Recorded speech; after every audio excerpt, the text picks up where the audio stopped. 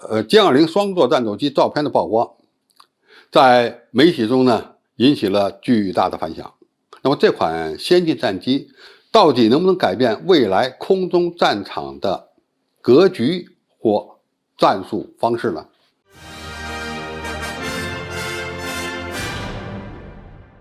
观众朋友，大家好，我是付前少。歼20双座型战斗机它地面滑行的照片，最近呢被一些媒体呢曝光了。那么在曝光的前后啊，实际上有关这种双座型的隐身战机是否存在，那么如果它存在，引起了一些专家和航空发烧友的热议。因为到目前为止，所有的隐身战斗机啊都是单座的，没有双座的方案。那么歼20战斗机为什么要推出双座型？其目的何在？它是像过去的第2代、第3代战斗机那样要搞出一款能够用于培训新飞行员的双座同型教练机吗？或者它还有其他的使命任务？那么我们先来看看外国的媒体是怎么评论的。据美国外交学者杂志发表的一篇文章称，关于中国第4代隐身战斗机双座变种的谣言现在比比皆是。那么它有意义吗？这是他们提出的一个疑问。这个意义如果说用于培训新的飞行员，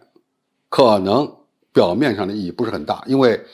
由于现在的机载设备、航电系统都非常先进，再加上地面模拟器它能够真实的模拟各种各样不同战斗机和其他平台的飞行特点和飞行品质，因此呢，不采用双座同型教练机也能够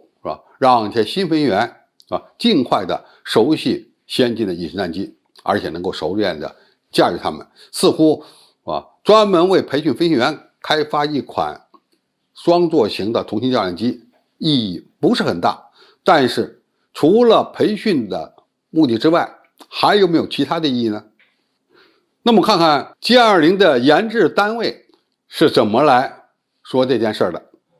在第13届珠海航展上，歼20的总设计师杨伟就表示，该机如果有双座型，他当时讲的是如果，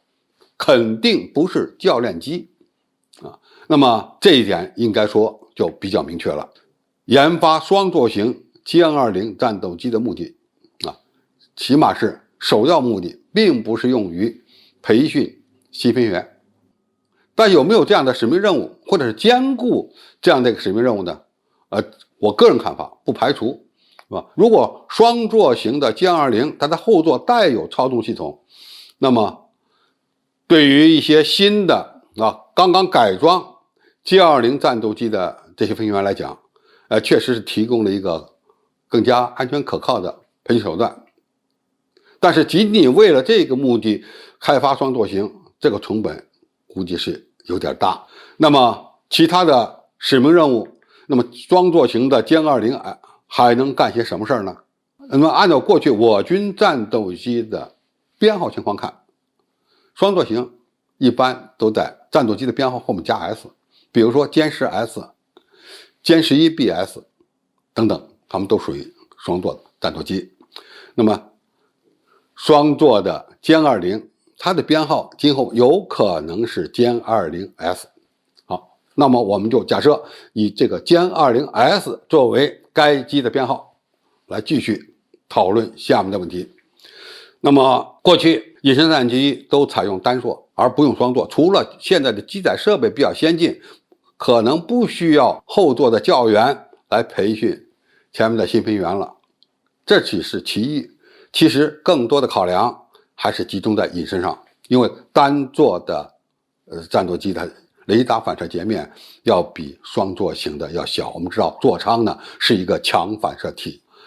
里面的座椅飞行员头盔还有背部这些靠板对雷达波的反射是非常强烈的。那么为了减轻这个反射，座舱盖外面要镀金属膜。那么如果是双座呢，恐怕对雷达反射截面的影响就会更大，因此要尽量的避免破坏雷达隐身性能，那么采用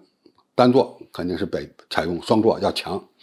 但是从照片上看，我们歼20S 啊，它的双座座舱并不显得那么大，而且呢，突出的也不很多。也就是说，前后两个飞行员的向下视角，这个差距呢比较小，不像一般的双座教练机，后座教员的这个视角一定要给足，否则他很难观察到外界，特别是前方的场景，这对培训新飞行员是不很有利的。但是这款歼20S 它的后座飞行员的这个座椅呢，并没有抬高很多，这我想这肯定是吧？从某种角度讲，更多的还是考虑到隐身。那么后座飞行员他的主要使命任务是什么？这里面可以有很多的猜测，比如说歼20已经变成为一款具有隐身能力的战术轰炸机了，它不以空战为主，而是以隐身突防为主。那当然，要想改成隐身的战术轰炸机或者是战斗轰炸机，要想携带尺寸比较大的弹药，弹仓就必须做相应的改进。目前呢，我们从照片上看不出来它弹仓动没动啊，不管动没动啊，只要专门为它研制一些尺寸相对比较小的，能够放入弹仓内的精确制导弹药，它也足以执行相应的隐身突防任务。这是其一。那么其二呢，歼20双座型完全可以利用它先进的机载设备，特别是传感器啊，成为一款小型的战术级的空中预警平台，由它来指挥空中其他的作战飞机联合行动，执行对空拦截、对地打击等使命任务。当然，它指挥控制的飞机啊，有可能是有人驾驶的，比如说同型的歼20或者是歼16啊、歼10C 等等，也有可能是吧，会赋予它一个新的使命，就是控制未来的中程僚机。那么所谓的中程僚机是无人驾驶的这么一个平台，也具有隐身能力，飞行速度、机动能力跟歼20可能差不多啊。如果搞得好啊，它甚至还能够做超音速的飞行，做高机动的飞行。那么通过双座型的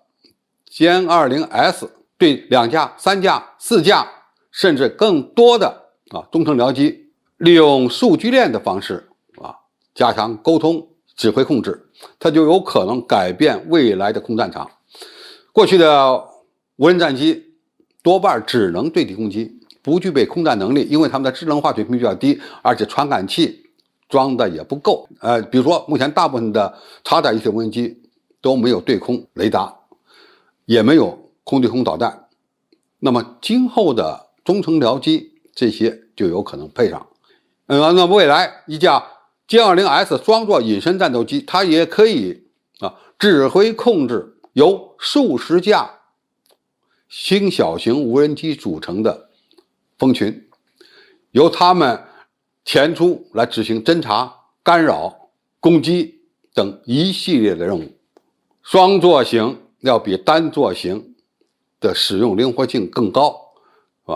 应该说是有定论的。因为一名飞行员又想管好自己的飞机，而且呢还要对整个战场态势做出分析评价，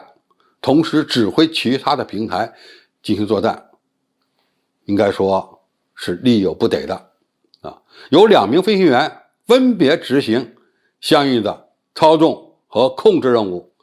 才是更合理的选择。那么歼